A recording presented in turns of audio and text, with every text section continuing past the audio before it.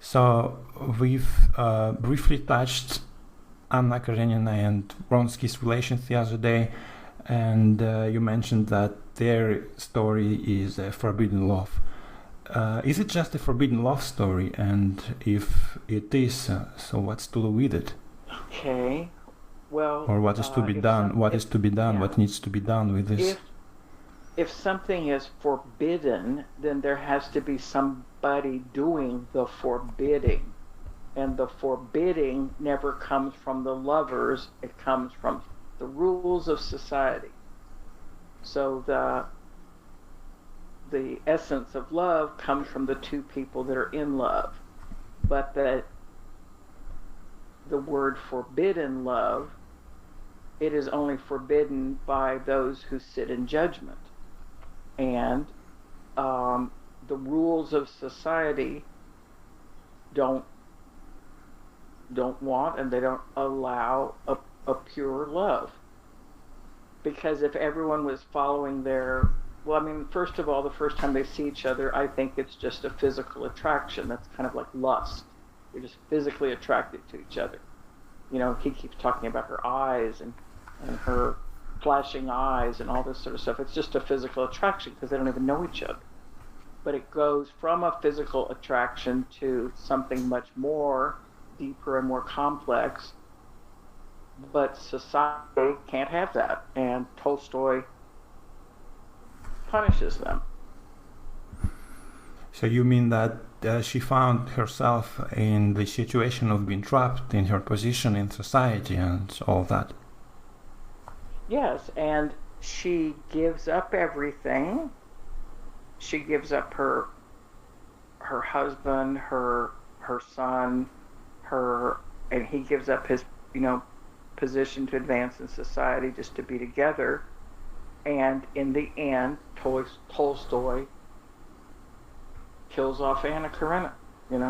He was a man. He was a man, and I'm surprised that you agree with how his male point of view corresponds to what you think. Well, because it's a man's world. Men run the world, and everything. it's a man. It's a man's world, and you got to learn how to operate in it. And when you try to buck the system or go around the rules, you get punished. Or if you think about the idea of love as something pure, is something pure, an ideal that people would hope to have or find. And here they found it, and then society's going to crush it. They're just going to crush it. And she's humiliated, she's ostracized, she can't go to parties, all this kind of stuff.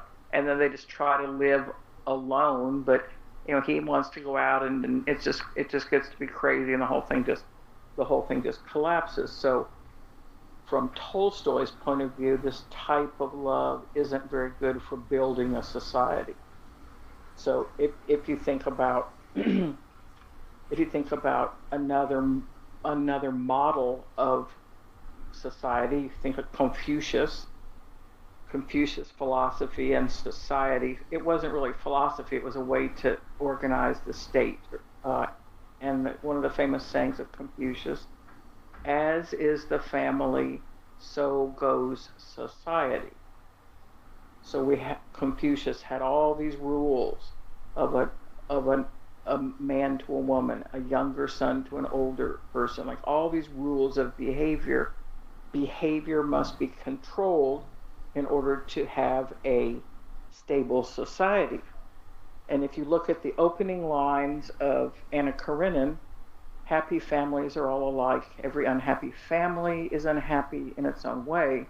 And then the next line is, everything was in confusion in the Oblonsky household. And she doesn't think she can live there anymore, and she's thrown him out of her bedroom because he's been in the bedroom of a French governess. So he's back to Confucius, the rules exist for an orderly society. And Anna Karenina begins out, it opens up with a state of disorder. So by the end of the novel, order is restored in the secondary characters, Kitty and Levin. It's funny you mention society all the time, because that's not the point I've made while reading it. That self-destruct button that Anna pressed, that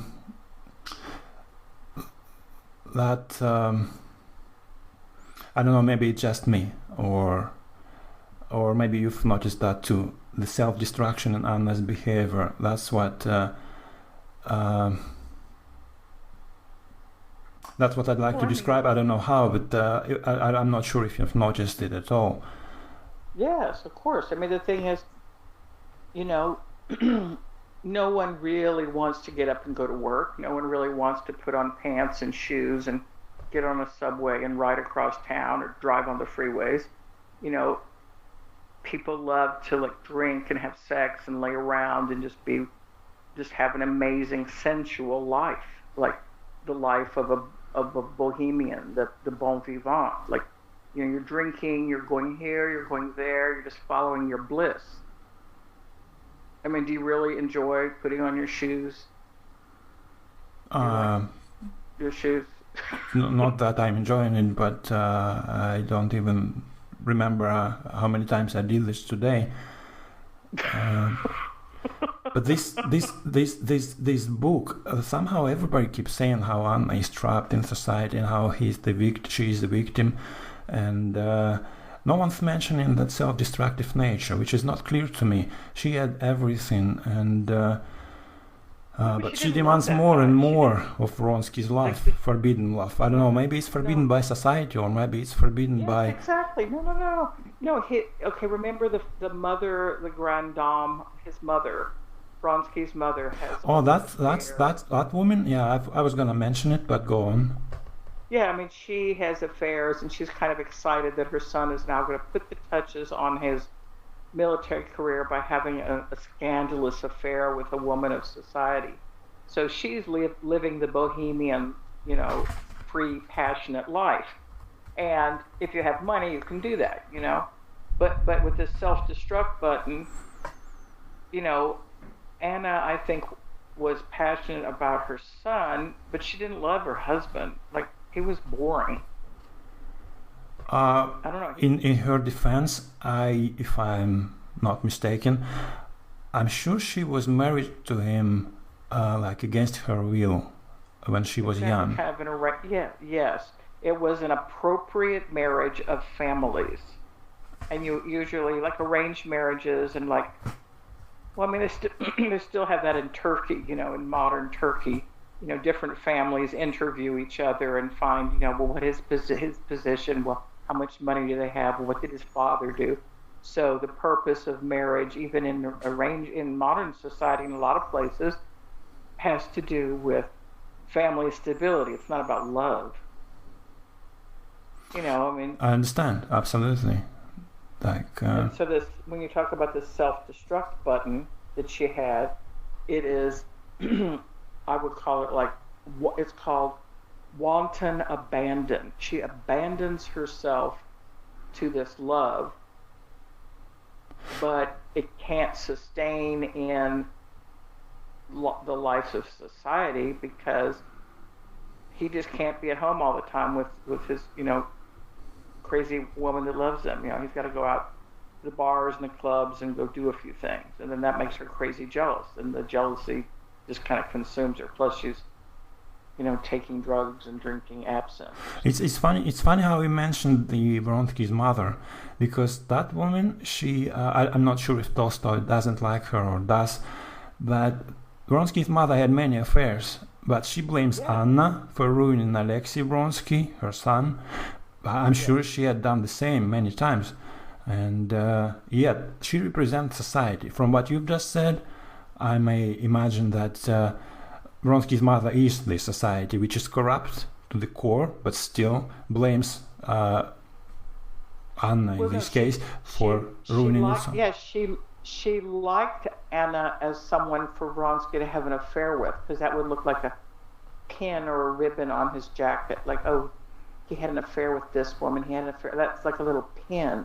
But she did not expect her son to be consumed by this love and to give up everything for it. That's when she turns against Anna. Mm-hmm. She just thought that Anna was going to be something he played with. And then she gets angry because it brings her son down. And but falling in love isn't something you choose to do. Correct. Yeah.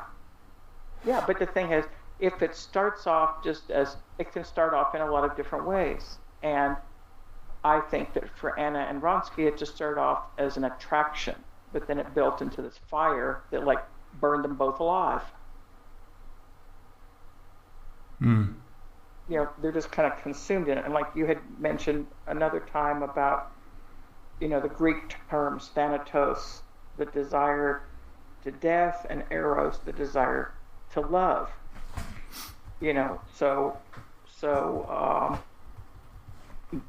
you know, those are psychological terms too. There's like, yeah, that's good you mentioned that, because the other day you've briefly touched the Freud too, and this concept of the death instincts is exactly what I've been thinking about since I read the Anna Karenina, because from my male point of view, she had everything and she decided to self-destruct because of these death instincts. I'm not sure what Freud called it. You've just said it, but I'm not able to repeat. But he believed that people channel their death instincts outwards somehow. In this case, with Anna, she just ended up with the suicide. No, I think she didn't have, I think she had an empty shell of a marriage, and that her core being was not ignited. If you think of passion and love, the core of Anna was never ignited by her lame husband. You know, and also like D.H. Lawrence, Lady Chatterley's lover. You know, this is repeated over and over again in literature. This passionate woman that gets married to a guy who has money and power and a house, and then she just can't stand it, and then she has an affair with a gardener or just anybody. Like, you know, just anything's better than this idiot I'm living with. So this. No, that's an interesting point. I never thought of that she actually, yeah. Yeah, I mean, it's like if she was happy with her husband, she would have never entertained the glances of Vronsky. But he ignites in her a passion, and the same thing, she ignites in him a passion. And I think that when you're passionate about love, you don't want it to go away. You never want it to end. You don't want them to be with anyone else. Like, jealousy is like classic, you know, deep woman behavior. I mean, all kinds of women have, like, you know, killed their lover rather than, you know, let some other woman have him. So this core, the core of Anna was not being fulfilled anyway at all by, you know, her husband. And so when she's ignited by Vronsky, yeah, she acts on impulse. And yes, but they choose it. It's not just like a one night stand, you know, like it's over and over and over again. They keep choosing each other, over and over again. So it's not like an affair like Steva had the affair with the governess, you know, like, you know, he had his happy house, his happy family, his wife, his kids. He didn't really care. He goes out, he goes to clubs, he sleeps with different women. But there was this tempting piece of fruit in his house, the French governess. And he would have kept on with the French governess, except for his wife found out. And now he's been thrown out of his little happy world, which pisses him off. I disagree in case with Anna, because even though she found the passionate love affair with Vronsky, they soon settled down together, and she was again bored, and which led to a tragic conclusion. So, living with her husband... He kept leaving her. He would go out to do other things. Like, she wants to be everything to him. Everything. And she's extremely jealous. And, you know, he does everything to try to please her, but she's just like, you know, just... And then she's starting to take, I don't know, it's not sleeping pills or absinthe or I'm not sure. I'm not sure what kind of drug she's taking. I don't think. I think she fell from the tracks. I don't think. I don't think it was a suicide. Hmm. I don't know. I don't know. It's Maybe you're right. I remember she didn't want in the last moment, in the very last moment. She wished she didn't do that, but it was too late.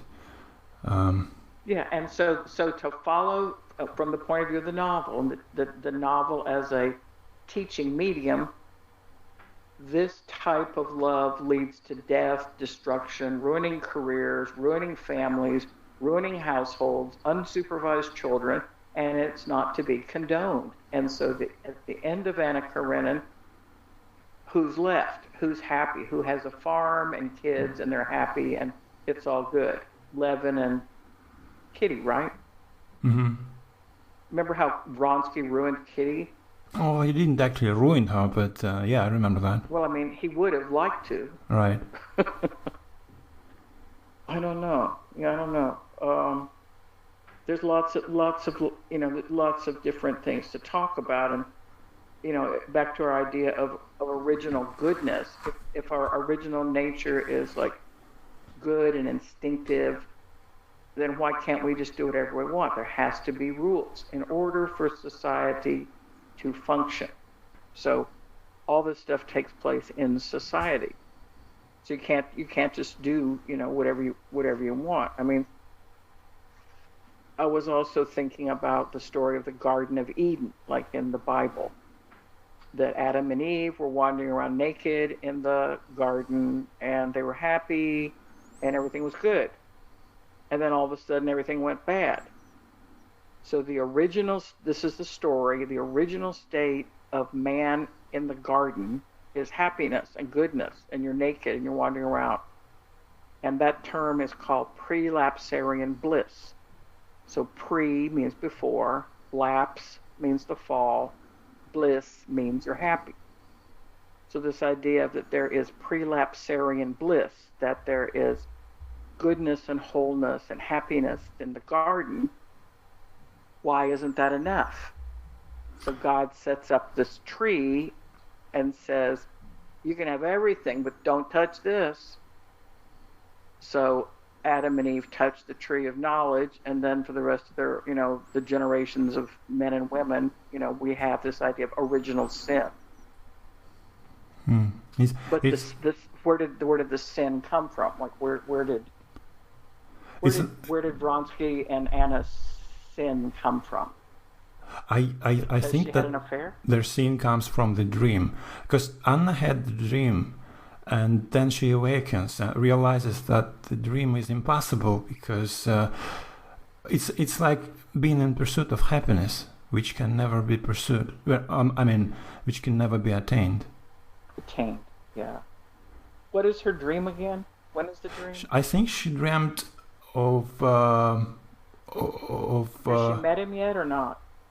Sorry?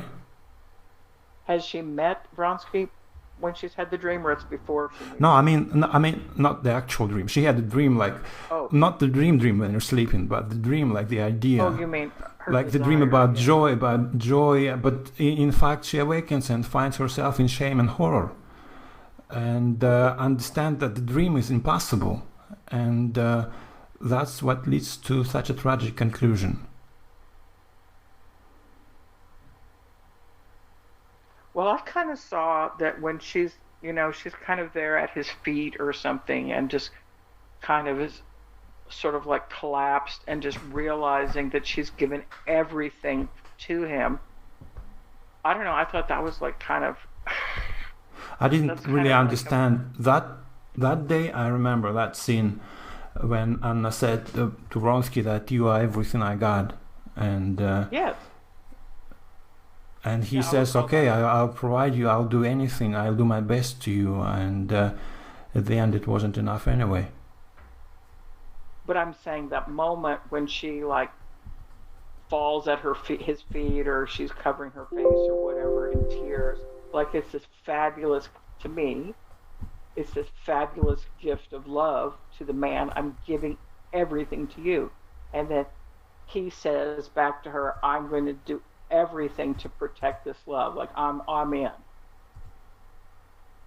So I think that's great. I That's feel great. I feel like I But need. Sorry. but I mean, society isn't going to have it, and it's not very realistic. And that's why it is forbidden. Yeah, but everybody's breaking the rules all the time. I need a drink. I need a drink.